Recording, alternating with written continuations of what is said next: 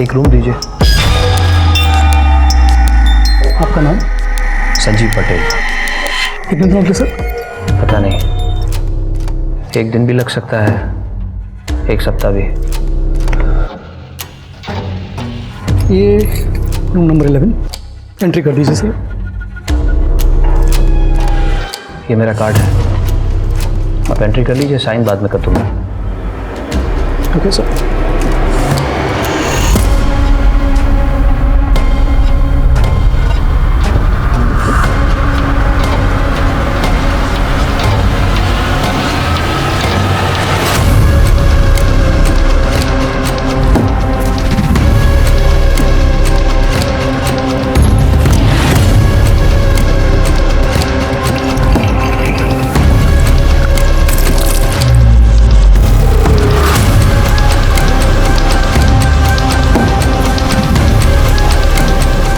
मुझसे कहाँ गलती हो गई?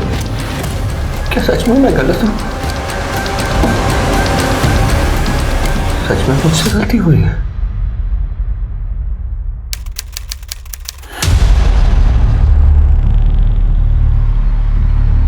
I am proud of you. मतलब मैथ्स में तुमने टॉप किया है।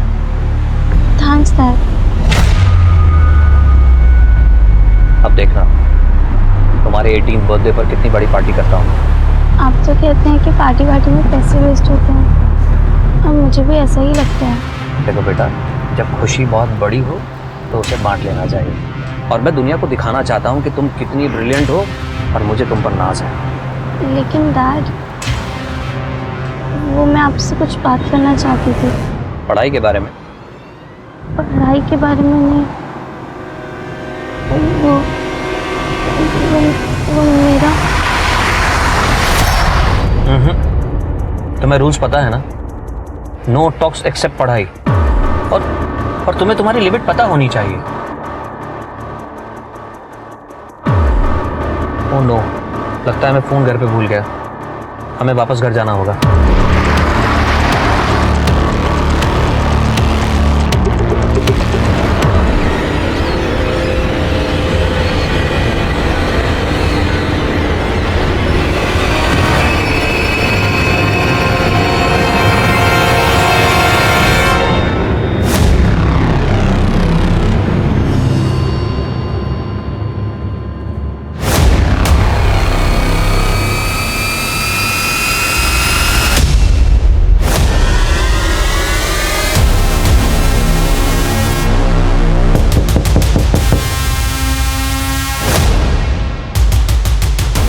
कौन है? तेरा पति तो नहीं होगा? उससे कोई फर्क नहीं पड़ता। फर्क नहीं पड़ता मतलब क्या? चल क्या रहा तुम वो देखा? वो दिख रहा है, कैमरा लगाएंगे उससे रिकॉर्ड हो रहा है। रिलैक्स। मुझे तो कुछ समझ में नहीं आ रहा। रुको। क्या हुआ? आज फिर कुछ भूल गए? हाँ, वो मोबाइल भूल गया।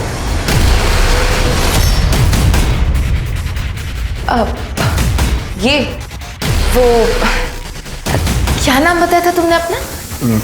रंजीत। रंजीत।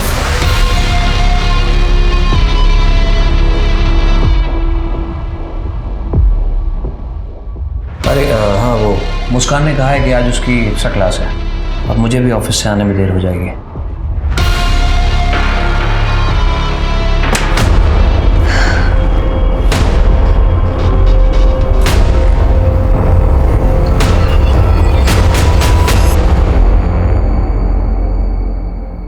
कमाल है, होटल का एक गेस्ट गायब हो जाता बिना पेमेंट किए और तुमको मालूम ही नहीं पड़ता।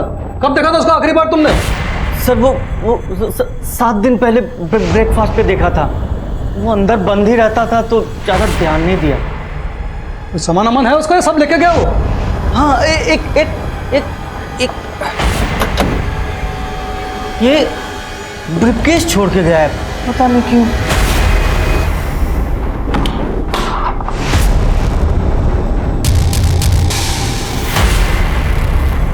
संजीव पटेल, मुंबई से है?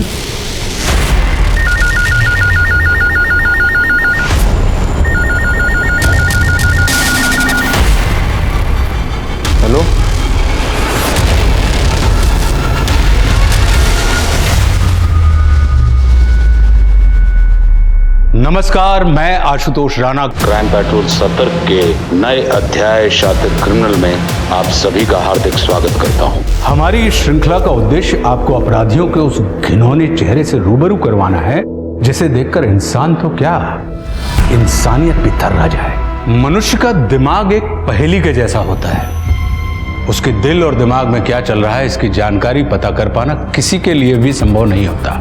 कुछ रिश्ते ऐसी ही पहेलियों से घिरे होते हैं जिनका ना ओर समझ में आता है और ना ही छोर। रिश्तों में जब यही पहेलियां हद से ज्यादा बढ़ जाएं तो समझ लेना चाहिए कि कहीं ना कहीं कोई अपराध दस्तक दे रहा है। आज का यह केस पता नहीं कितनी ही गुत्थियों से मिलकर बना हुआ है। पुलिस के लिए यह केस बरगद के पेड़ की तरह था जिसकी असली जड़ तक पहुंचना उसके लिए आसान काम नहीं था। वो जितना इस केस को सुलझाने की कोशिश करती, ये केस उतना ही उलझता जाता। इस केस ने सिर्फ गुजरात ही नहीं बल्कि महाराष्ट्र पुलिस की नींद भी हराम कर दी थी। और जब इस केस की सच्चाई सामने आई तो पूरा हिंदुस्तान दहल गया।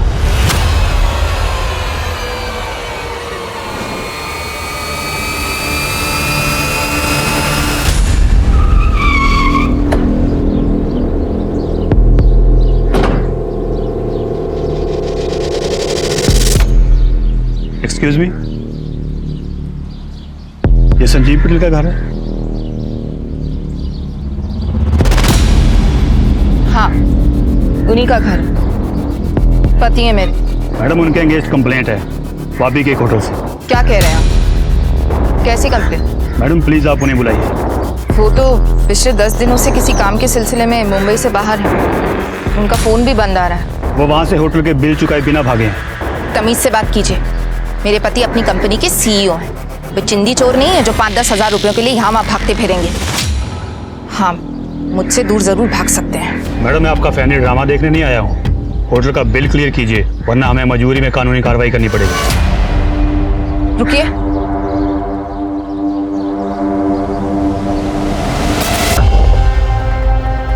मॉम, डैड, मैं जा रही हूँ। मैं उसके बिना नहीं रह सकती और आप लोग उसे एक्सेप्ट नहीं कर सकते। अगर आपको लगे कि आप हमें एक्सेप्ट कर सकते हैं तो प्लीज़ मुझे बता दीजिएगा, मैं वापस आ जाऊंगी। I am sorry. ये लेटर ऑफिस के ब्रीफकेस से मिला है। क्या है ये? मुझे नहीं पता। मेरे गहने भी गायब हैं। मेरी बेटी ऐसा नहीं कर सकती। पता नहीं किसके साथ गई है। उसने तो मुझे आज तक किसी लड़के के बारे में कुछ नहीं बताया। जैसा बाप वैसी बेटी, दोनों ही मेरे साथ कुछ शेयर नहीं करते। अब खड़े क्या हैं? पुलिस को फोन कीजिए। नहीं, पुलिस को नहीं बता सकते। अगर पुलिस को पता चला तो मुस्कान की बदनामी हो जाएगी। वो बहुत एक समझदार लड़की है। देखना कुछ दिनों में वापस लौट आएगी। मैडम, क्या बात है? होटल का बिल मैं भर दूंगी, वो आ जाएंगे।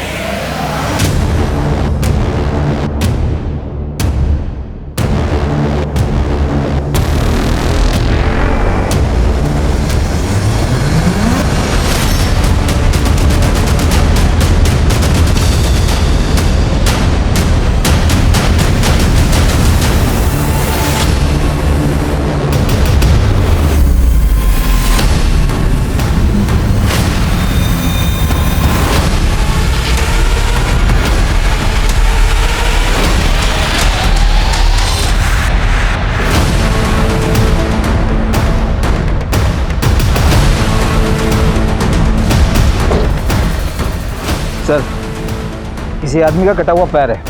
इस पर एसिड भी डाला गया। इसको फॉरेंसिक के लिए भेजो। कटा हुआ पैर मिला है तो और भी पार्ट्स होंगे। और बाकी सारे पुलिस स्टेशंस को अलर्ट कर दो। आई एम सॉरी पापा।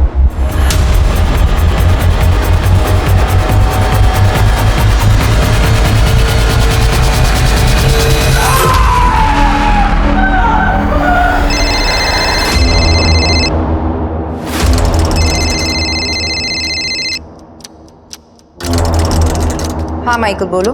हेलो मैडम, प्लीज़ आप जल्दी पुलिस को फ़ोन कीजिए। क्यों? क्या हुआ?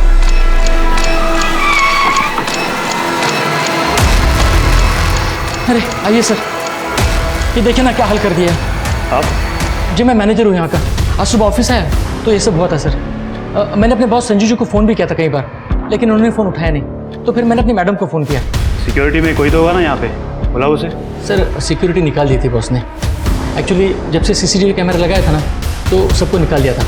वो कहते थे कि गार्ड तो सोता रहेगा, और फिर 20 साल से कुछ यहाँ हुआ नहीं तो अब क्या होगा। लेकिन देखिए ना सर, वो CCTV कैमरा भी चोरी कर ले गया। और क्या क्या चोरी हुआ है? सर कल कुछ दवाई के कंसाइनमेंट बॉक्स आए थे, वो भी गायब है। बॉस कहाँ है? 10-12 दिन से बाहर है सर। वापी। कुछ अजीब हुआ था क्या? हाँ सर, कुछ दिन पहले घटना हुई थी।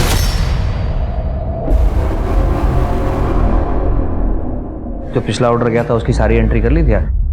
अब ये पैकिंग है, कभी भी कंपनी में माल भेजो ढंग से पैक करो। लो जी सर चाय। तुझे मैंने पहले भी समझाया था ना, ऑफिस में सिर्फ एक बार चाय लेके आया कर, बार बार मुंह उठा के क्यों चलाता है? ये बुलाएंगे तो आऊंगा ना, वो पैसा बाकी है मेरा।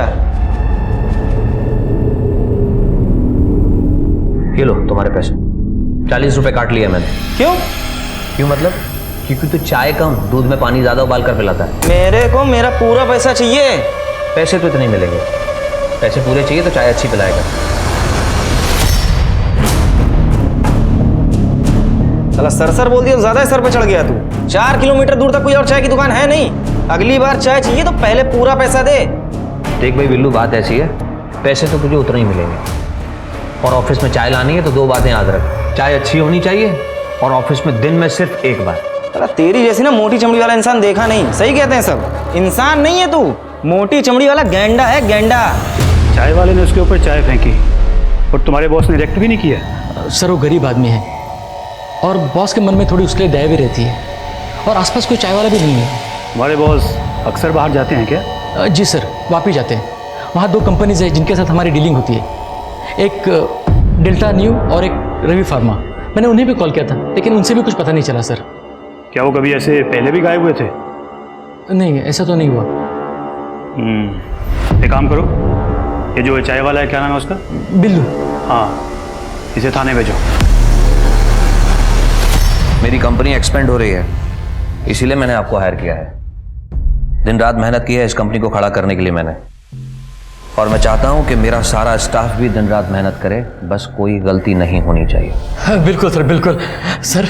मैंने आपके बारे में बहुत कुछ सुना है, और सच कहूँ सर मैं बड़ा खुशनसीब हूँ कि मुझे आप जैसे आदमी के साथ काम करने का मौका मिला है। जितना जल्दी काम को समझ जाएंगे उतना ही अच्छा है, क्योंकि कुछ दिनों के बाद मेरी शादी है, और उससे पहले अगर आप लोग काम समझ जाएंगे तो मुझे मेरी शादी के दिन कोई टेंशन नहीं रहेगा। बहुत बहुत मुबारक हो सर, बहुत बहुत मुबारक हो।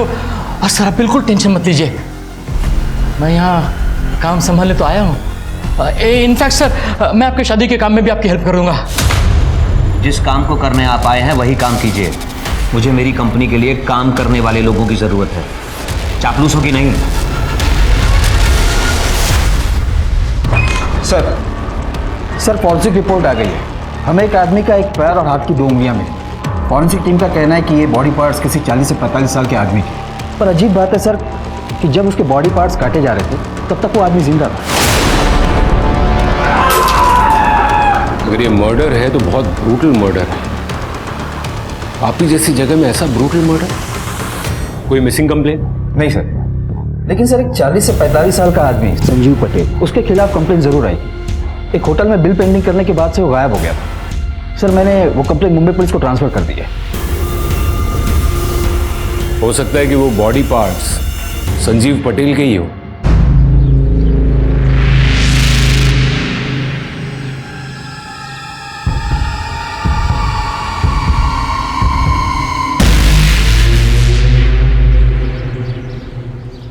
सर इधर और भी बोन्स हैं।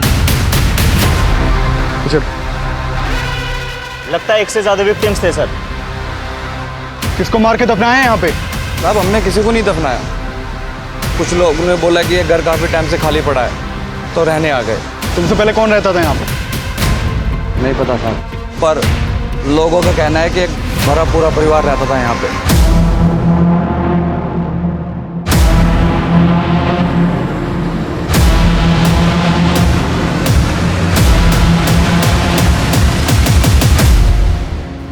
और खोदो, देखो कितने लोग दफन है यहाँ पे।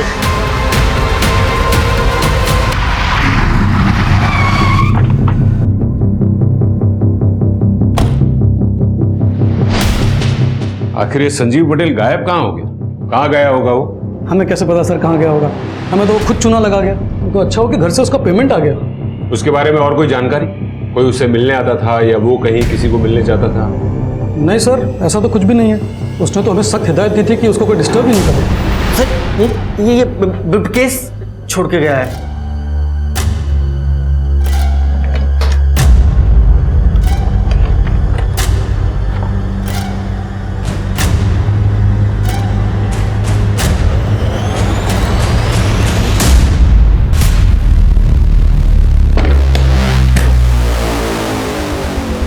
हमें मुंबई पुलिस के साथ कांटेक्ट करना होगा।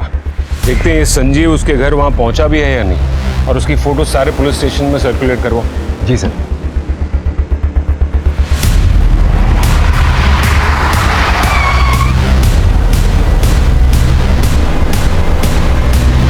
हेलो सर, मैं SI Patnaik. Vapi head office से फ़ोन आया था कि आप संजीव पटेल केस के सिलसिले में मुंबई आ रहे हैं। कोई अपडेट? नहीं सर, वो अभी भी मिसिंग है। ये है उसके केस की फाइल। सर, उसके घर में उसकी बीवी दीप्ति और उसकी टीनेज बेटी मुस्कान। अच्छा खासा फार्मास्यूटिकल का डिस्ट्रीब्यूशन का बिजनेस है सर, लेकिन फैमिली में कुछ प्रॉब्लम है। पड़ोसियों को शक है कि दीप्ति का किसी और के साथ अफेयर चल रहा था। सर फिर तो ये ओपन एंड शट केस। इस दीप्ति ने अपने लवर के साथ मिलकर संजीव को मरवा दिया होगा। हो सकता है। सर, एक और बात है सर, संजीव के फार्मा कंपनी में कुछ दिन पहले लूटपाट हुई थी, और लूटपाट में जो कंसाइनमेंट लूटा गया था वो अभी तक मार्केट में ट्रैक नहीं हुआ है। डेल्टा न्यू कंपनी में बना साइकेट्रिक ड्रग्स था सर। दिनेश, ये दवाइयाँ तो इलीगली नशे के लिए यूज़ की जाती है ना? जी सर। अच्छा सर, एक और बात भी है सर। एक चाय वाला है बिल्लू। बिल्लू चाय वाला?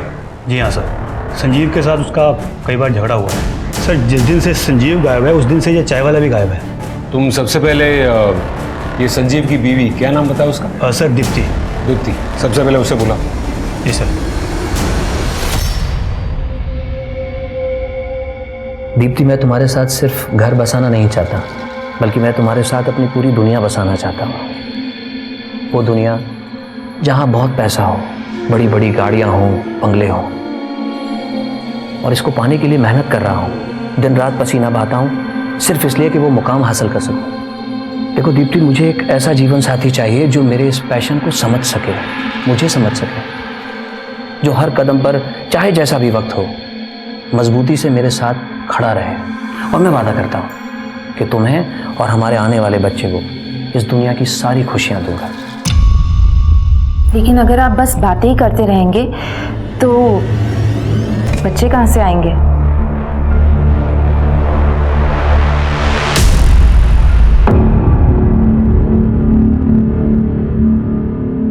ये सब आप मुझे क्यों बता रहे हैं? आपको लगता है ये संजीव के बॉडी पार्ट्स हैं? वो तो डीएनए टेस्ट के बाद पता चल ही जाएगा। किसके साथ करेंगे डीएनए टेस्ट? वो अनाथ है। क्यों? आपकी और संजीव की एक बेटी तो है ना? हाँ है, लेकिन वो मिसिंग है। क्या? हाँ, वो संजीव के जाने से कुछ दिन पहले ही घर से गायब हो गई। आप दोनों की बेटी गायब हो गई थी और आपको और आपके पति को जरा भी ऐसा नहीं लगा कि आपको पुलिस कंप्लेन करनी चाहिए? संजीव को पुलिस को इन्वॉल्व नहीं करना था। उन्हें यकीन था कि मुस्कान वापस आ जाएगी। और आप चाहती हैं कि हम आपकी इस बात पर यकीन कर लें। मैडम, आपके पति गायब हुए हैं और पुलिस को बॉडी पार्ट्स मिले, लेकिन वो बॉडी पार्ट्स संजीव के हैं या नहीं उसकी पुष्टि करना अब भी बाकी, क्योंकि उसके कोई रिश्तेदार तो है नहीं, और आपकी और संजीव की बेटी वो भी गायब है। और आपको देखकर ऐसा लगता है कि आपको इस पूरी बात से कोई फर्क नहीं पड़ता। तो आपको क्या लगता है संजीव का खून मैंने करवाया है? मैं ऐसा क्यों करूंगी? अपने अफेयर्स की वजह से। ये मेरा और संजीव का पर्सनल मैटर है। सच सच बताइए, आपने अपने अफेयर्स को छुपाने के लिए ही संजीव का मर्डर करवाया ना? कौन सा अफेयर? हाल फिलहाल में तो मेरे 3 अफेयर्स चल रहे हैं।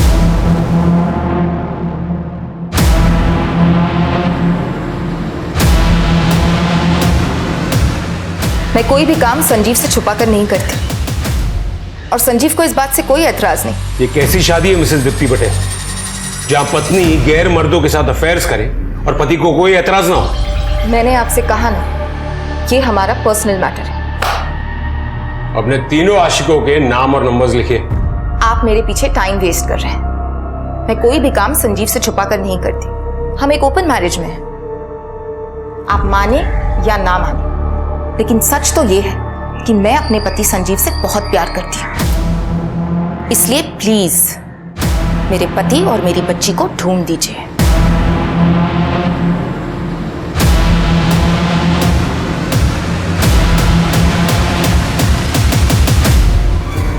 आपको क्या लगता है सर?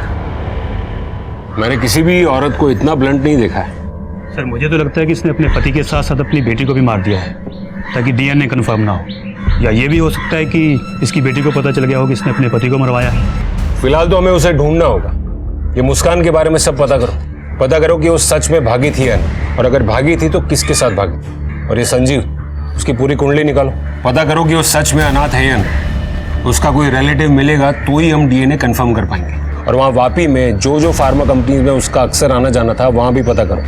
वहाँ पर किसी मिसिंग आदमी की कंप्लेन आती है तो मुझे तुरंत इन्फॉर्म करो। और ये दीप्ति के आशिकों को उठाओ।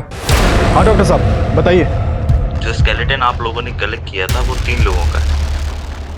मतलब आपका भी यही मानना है कि वो स्केलेटन 3 लोगों के हैं? इंटरेस्टिंग बात यह है कि उनमें से 3 में से एक औरत थी। औरत?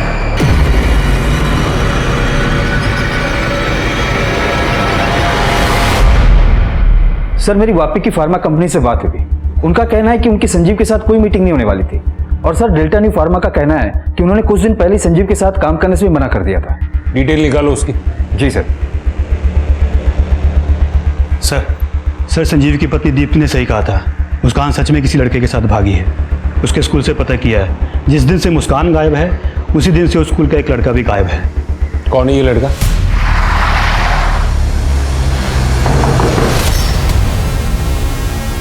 अरे सर आप लोग यहाँ? आपका हालचाल जानने आए। मिस्टर पटेल की बेटी को लेकर भागा है ना आपका बेटा? मेरा बेटा? रायन बेटा बाहर आओ। Yes papa. सर मेरा एक ही बेटा है, ये रहा। तुम्हारे और मुस्कान के बीच कुछ चल रहा है क्या? कुछ भी नहीं सर, वो मेरे ही स्कूल में पढ़ती है और कभी कभी मुझे मैथ्स में हेल्प करती है। तो जब मुस्कान गायब थी उसके बाद 2 दिन मंडे और ट्यूसडे को तो स्कूल क्यों नहीं गया? बीमार था सर वो। आपको यकीन नहीं आ रहा सर? 1 मिनट सर, मैं आपको डॉक्टर का प्रिस्क्रिप्शन बताता हूँ। इसका मोबाइल लो और मोबाइल लोकेशन चेक करो। नहीं सर, मोबाइल नहीं है इसके पास। नहीं मतलब था, 8 महीने पहले था उसके पास मोबाइल, वो मैंने बंद करा दिया था। एक्चुअली क्या सर, वो थोड़ा बिल भी ज़्यादा आ रहा था और इसका पढ़ाई में मन नहीं लग रहा था। मन तो इसका कहाँ लग रहा था ये तो हम पता लगा ही लेंगे।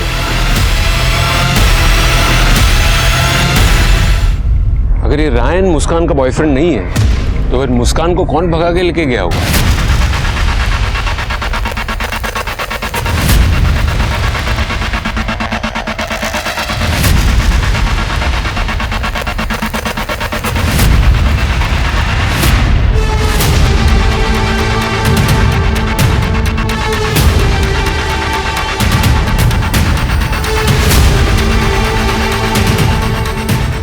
सॉरी पापा।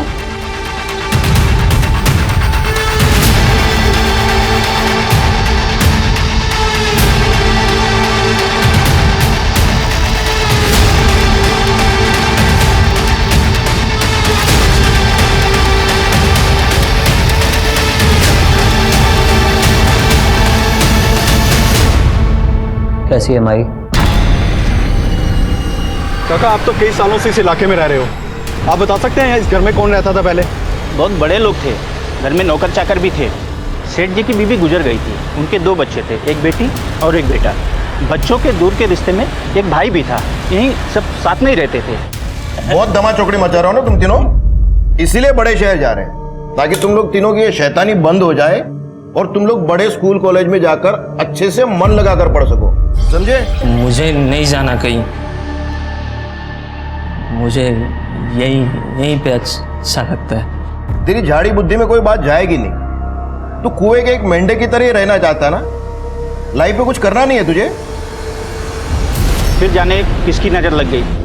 काका आपने बताया कि इस घर में 4 लोग रहते थे और एक नौकरानी थी, लेकिन हमें तो यहाँ पर 3 लोगों की हड्डियाँ मिली हैं। पता नहीं साहब, ये उस परिवार के लोगों की हड्डियाँ हैं या वो परिवार किसी और को दफना के निकल गया। अच्छा दिनेश, उन लोगों का यहाँ कोई पुराना सामान पड़ा है? हाँ जी, जैसा था वैसा ही है। चलो दिखाओ।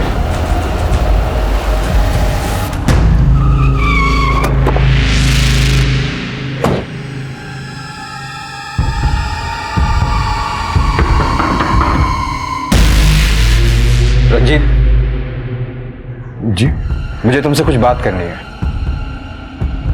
आइए ना अंदर आइए।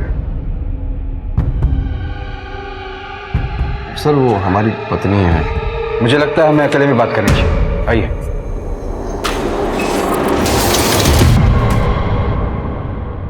दीप्ति पटेल को जानते हो? उनका कहना है कि तुम्हारा उनके साथ अफेयर चल रहा है, क्या ये सच है? सर ये सब सरासर गलत है सर। झूठ और सच का हम पता लगा लेंगे। गाड़ी में बिठाओ इसे। अरे सर मैंने कुछ नहीं किया सर, मैं सच कह रहा हूँ सर। मुझे फंसाया जा रहा है सर।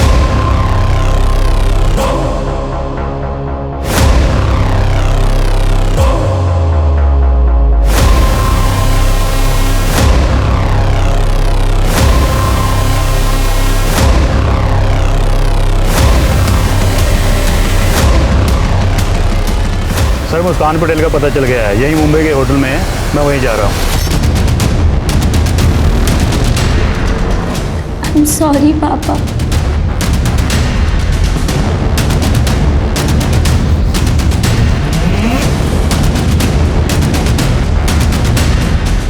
मुस्कान पटेल का रुकी है।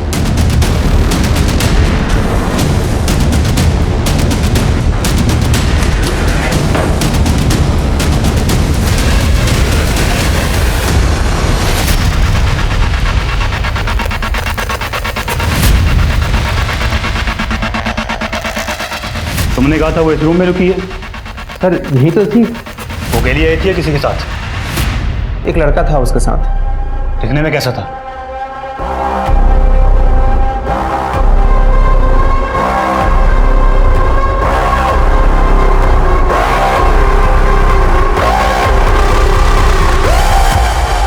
अरे सर मेरा कोई अफेयर नहीं था उसके साथ, हम तो बस सोते थे उसके साथ। उससे पहली बार कहाँ मिले थे? Cafe shop. पूरे परिवार के साथ आई थी सर। लगता है सूरज आज पश्चिम से निकला है, तभी तो तुम्हारे डैड अपना काम छोड़कर हमें घुमाने लाए हैं। डैड, आप ये वाली कॉफी ट्राई कीजिए, बहुत अच्छी है। रियली?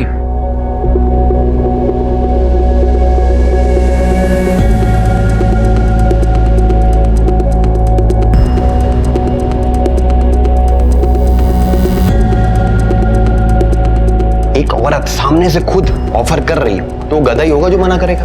हम भी चले गए। एक दिन उसके पति ने हमको पकड़ लिया, हमें लगा हम गए, लेकिन थोड़ी देर बाद जब दीप्ति ने दरवाजा खोला तो उसके पति ने कोई रिएक्ट ही नहीं किया। ऐसा लगता था कि जैसे दीप्ति के साथ ये रोज हो रहा हो।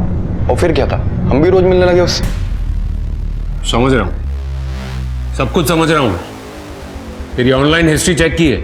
माँ बेटी के फैंटेसी वाले वीडियो देखने का बहुत शौक है ना तुझे? कहीं ऐसा तो नहीं कि तुम लोगों ने मुस्कान पर प्रेशर बना कर रखा था? ये संजीव को तो उसकी बीवी की परवाह नहीं थी, लेकिन जब उसे पता चला होगा कि तुम लोग मुस्कान को भी इन्वॉल्व करना चाह रहे हो तो उसे गुस्सा आ गया होगा, और इसीलिए तुम लोगों ने संजीव का खून कर दिया। सर आप मेरा विश्वास करें, मैं उसकी बेटी को जानता तक नहीं हूं सर।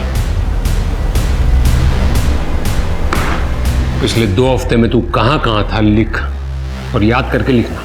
हमें कुछ और पता चला ना तो तेरी ये अय्याशी है ना, उसी वक्त तेरे सर से उतार देंगे।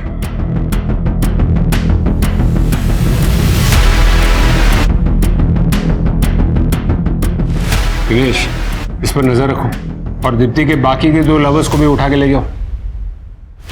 ये संजीव के रिलेटिव के बारे में कुछ पता चला? नहीं सर, अभी तक तो नहीं। सर जिसके साथ मुस्कान भागी थी उसकी आइडेंटिटी कंफर्म हो गई है। उन लोगों ने झूठ बोला था। चलो चलो।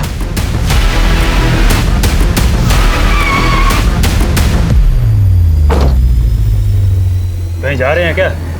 जी सर, वो वाइफ के मैके जा रहे हैं हम लोग। तो प्लान पोस्टपोन कर दो, अभी आपको हमारे साथ आना होगा। सर क्या हुआ सर? क्या हुआ सर? सर क्या हुआ? सर हमने कुछ नहीं किया सर। सर सच कहता हम लोगों ने कुछ नहीं किया सर।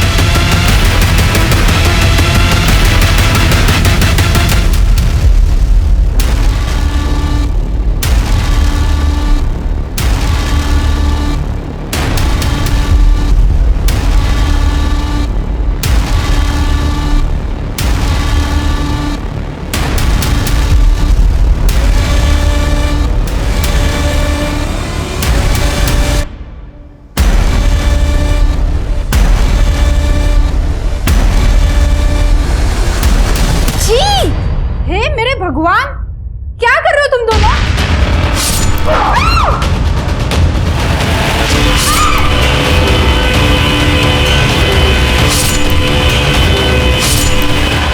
राया ने मुस्कान को लेके भागा था, लेकिन सर बाद में डर गया था तो वापस चला आया।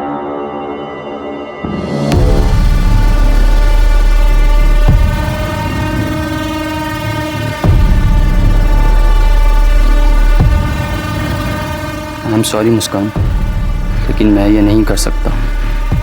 मैं घर जा रहा हूँ, तुम भी प्लीज़ अपनी घर चली जाना। सर मैं और मुस्कान बचपन के दोस्त हैं और हम जानते थे संजीव सर हम दोनों के रिलेशन के लिए कभी रेडी नहीं होंगे। मुस्कान कहाँ है? सर मुझे नहीं पता वो कहाँ है। तो संजीव पटेल की बेटी के साथ जिंदगी बिताना चाहता है। हाँ पता है ना कैसा आदमी है वो। कैसा है वो? कैसा है वो संजीव पटेल? सर बड़ा अजीब आदमी है सर वो। सर मैं उसके साथ 20 साल से काम कर रहा हूँ, लेकिन आज तक कभी समझ में नहीं आया कि उसके दिमाग में क्या चलता है। उसके दिमाग में क्या चलता है या फिर तुम्हारे दिमाग में कुछ और चल रहा था? कहीं तुम्हारा भी तो अफेयर उसकी बीवी दीप्ति के साथ नहीं था ना? दीप्ति मैडम के साथ मेरा कोई अफेयर नहीं था सर। देखिए सर मुझे उनके पर्सनल लाइफ से कोई मतलब नहीं था। डेल्टा न्यू की इरेगुलरिटीज के बारे में तुम्हें कुछ नहीं पता? कंपनी ने पूरी डिटेल्स दी हमें। उनकी असली दवाइयों को तुम लोग नशा करने वाले लोगों को ड्रग्स के तौर पर बेचते थे और उनकी कंपनी के नाम से नकली दवाइयां मार्केट में सप्लाई करते थे। नहीं सर मुझे कुछ नहीं पता इस बारे में। झूठ! 20 सालों से तुम वहां काम कर रहे हो, तुम्ही ने कहा ना अभी। वो लोगों की रगों में जहर घोलने का काम कर रहे हैं और तुम कह रहे हो कि तुम्हें कुछ नहीं पता। सर सच में नहीं पता। सर क्या है ना, संजू सर अपने सारे पुराने क्लाइंट्स को खुद ही हैंडल करते थे और वो सारे पेपर्स भी उन्हीं के पास होते थे। सर मुझे इस बारे में कुछ भी नहीं पता। तुम्हें नहीं पता तो और किसे पता होगा? शायद से बिल्लू को पता होगा। वो चाय वाला? जी सर। तुम्हें ऐसा क्यों लगता है? देखिए सर आपने बताया ना कि दीप्ति मैडम के साथ उसका कैसा रिलेशन था। सर सच को तो संजू सर का और बिल्लू का भी रिलेशन मुझे बहुत मिस्टीरियस लगता था। सर मुझे समझ में नहीं आता था कि संजू सर उस चाय वालों को इतना बर्दाश्त क्यों करते थे। वो आखिरी बार वापी की होटल में देखा गया था और उसने आखिरी कॉल भी तुम्हें ही की थी। तुम्हारे लिए तो आसान होगा ना, मुंबई से 3 घंटे में वापी, खून करके वापस। नहीं सर आप कैसे बातें कर रहे हैं? मैं तो उस दिन ऑफिस में था, आप चेक कर सकते हैं। सब कुछ चेक करेंगे, लेकिन तब तक तुम दोनों यहीं पर रहोगे।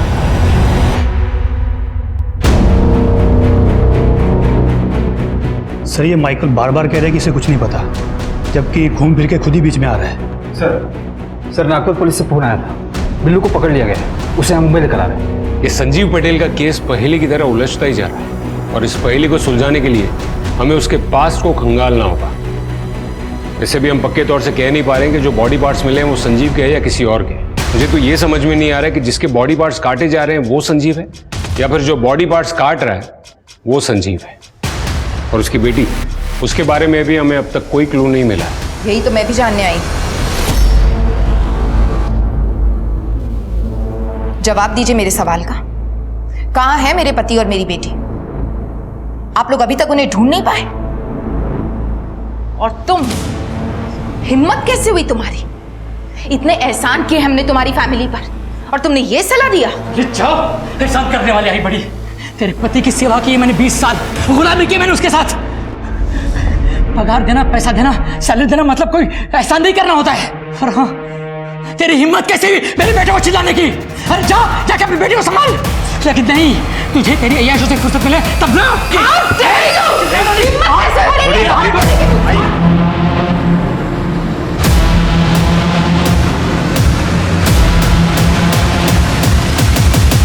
जिंदगी से यदि छल, छद्म, झूठ, फरेब या राजों को हटा दिया जाए तो शायद जीना बहुत आसान हो जाएगा।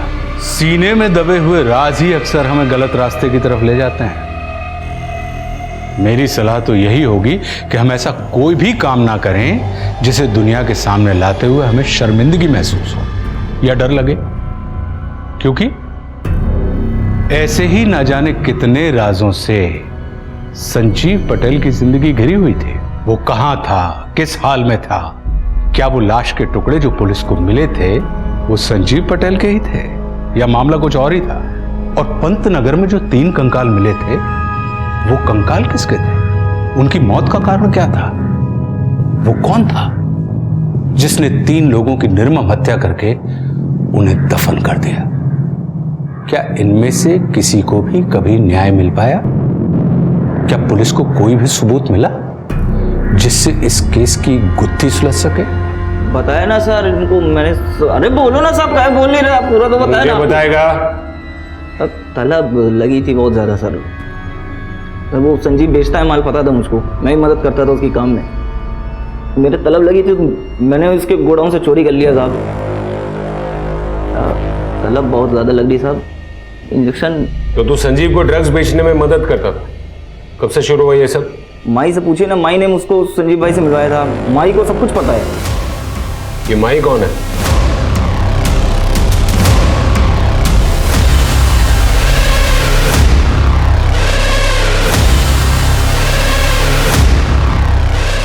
कैसी है माई? क्या बना रही है खाने में? आप संजीव पटेल को कैसे जानती थी? संजीव पटेल को तो मैं बचपन से जानती थी। वो वापी में वो अनाथ आश्रम था ना, वहाँ मैं देख रेख करती थी। वो वही था। संजीव पटेल, रघु, बिल्लू, ये सब एक साथ थे वहाँ। ये बिल्लू भी उसी अनाथ आश्रम में था? बिल्लू और कौन? रघु? रघु को आप नहीं जानते, संजीव का दोस्त था वो। उसकी बहन भी वहाँ रहती थी उसके साथ। उसकी बहन भी वहाँ रहती थी उसके साथ। रघु को तो कुछ भी बोलना नहीं आता था। उसकी बहन अच्छी थी। ये तीनों एक साथ रहते थे। ये रघु और उसकी बहन ये कहाँ मिलेंगे? जी पता नहीं। संजीव जब छोटा था ना तो हमें सब बताता था। जब वो बड़ा हो गया तो चुप चुप सा रहने लगा। वो पुलिस ऑफिसर बन गया ना, पुलिस वाली एकड़ आ गई थी उसमें। Police officer? दिनेश, ये अनाथ आश्रम के सारे पुराने रिकॉर्ड्स चेक करो और पता करो कि ये रघु और उसकी बहन आखिर है कौन। जी सर।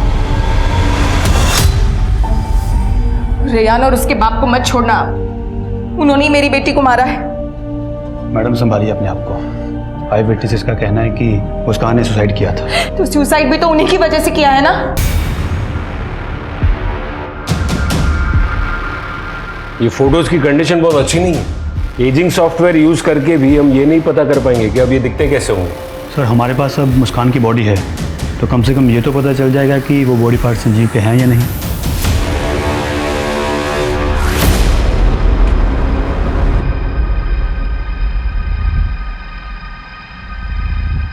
ये कुछ देखा देखा सा नहीं लग रहा है।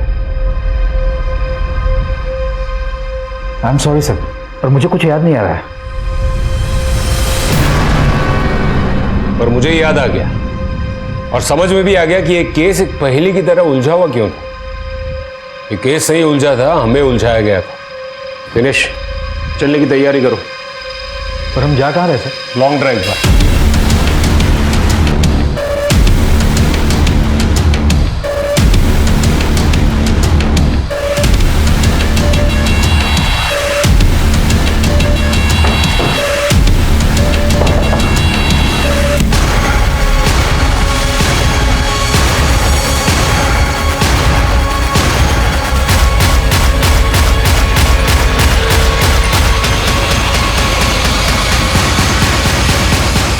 क्यों किया ये सब?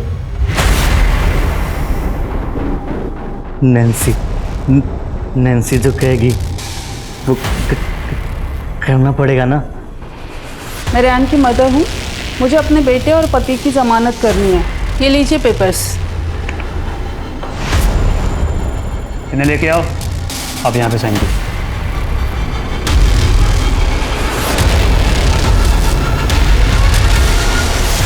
जो भी करना है जल्दी करो। हाँ, मुझे कॉल करके खबर करते रहना। चाय।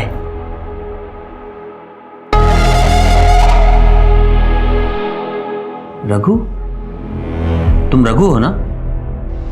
तुम कहाँ गायब हो गए थे? अपने पैरों पे खड़ा होना था ना, सो यहाँ आ गया। वेटर का काम करता हूँ, पैसे भी मिलते हैं। ये तो बहुत अच्छी बात है। Very good. अपना घर भी बनाया है, देखोगे? इस वक्त? लेकिन तुम तो ड्यूटी पे हो। छुट्टी ले लेंगे, चलो ना। अपने हाथों से खाना पकाऊंगा, प्यार से खिलाऊंगा। ठीक है, तो फिर ये चाय नहीं पीते हैं, तुम्हारे हाथ का खाना खाते हैं। चलो।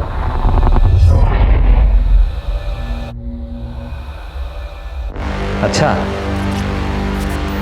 तो यहां रहते हो तुम? बहुत अच्छी जगह है।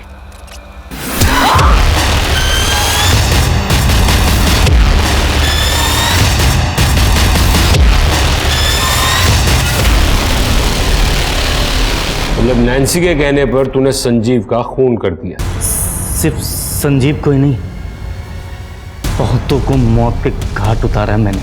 ये श्यामा क्या कह रही है? मैं तुमसे पूछ रहा हूं, ये श्यामा क्या कह रही है? तुम और रघु दोनों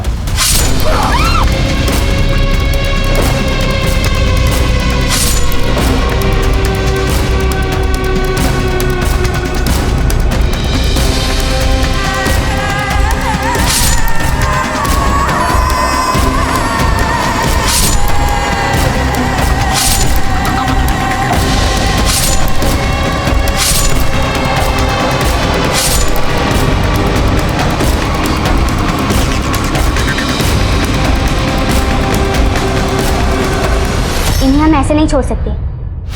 नहीं नैन्सी, मैं कहीं नहीं जाऊंगा, मैं यहीं पर रहूंगा। जाना पड़ेगा ना, मेरे लिए। हम हमेशा साथ रहेंगे। नैन्सी के लिए तो सब करना पड़ेगा। हम हमेशा करूंगा। लगता है नैन्सी से बहुत प्यार करता है तू। उसकी फोटो तो होगी ना तेरे पास? है ना? ये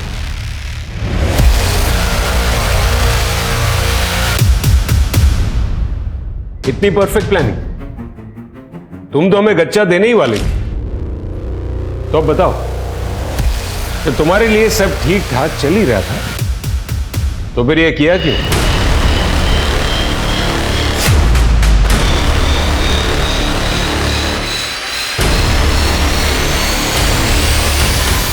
बड़ा शर्माता है तू। खेल ही तो खेल रहे हैं, अब बहुत मजा आता है इस खेल में। चल तो अपनी शर्ट उतार।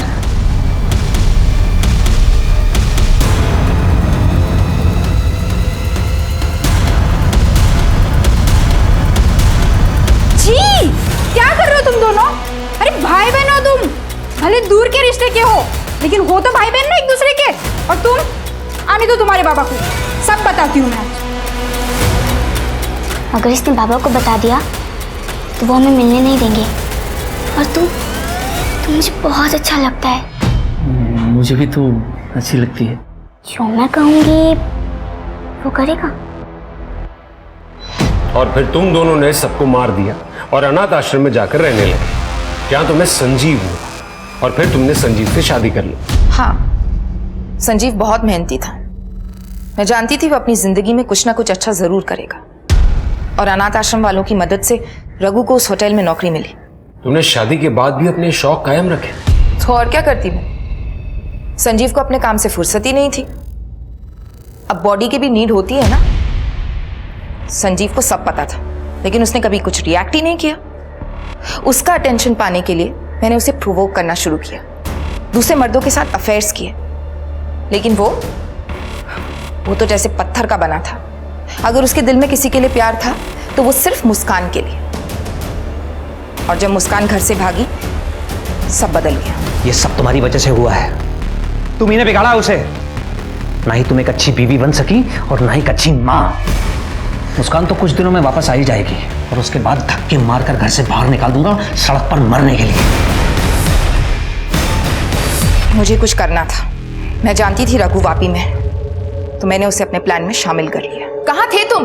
फोन क्यों नहीं उठा रहे थे? मुस्कान का कॉल आया था। कॉल आया था? हाँ, वो तुमसे मिलना चाहती है। कहाँ है वो? वापी में, होटल बीच रिजॉर्ट में। वो वहीं तुमसे मिलना चाहती है।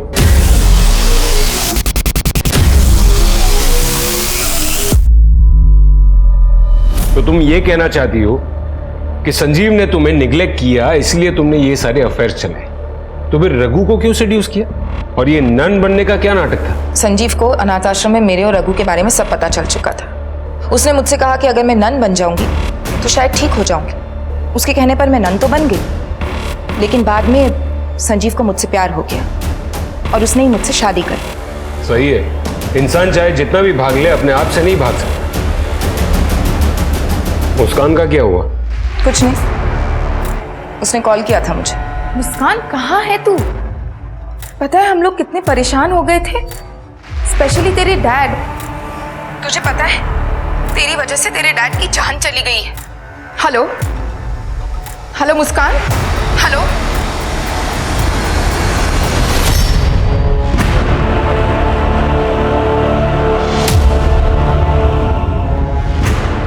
एक पत्नी का तो फिर भी समझ में आता है कि वो अपने पति को मार सकती है, लेकिन एक माँ अपने बच्चे के साथ ऐसा कैसे कर सकती है? मैंने कुछ नहीं किया, ना ही मैं किसी को मारना चाहती थी। मैं तो बस चैन से अपनी जिंदगी अपने तरीके से जीना चाहती थी। अब अगर मेरा तरीका समाज के तरीकों से अलग है तो मैं क्या करूं? इस समाज में एक अदालत भी है, इसके अपने तौर तरीके, और बाकी का पूरा चैन सलाखों के पीछे। लेके जाइए ना।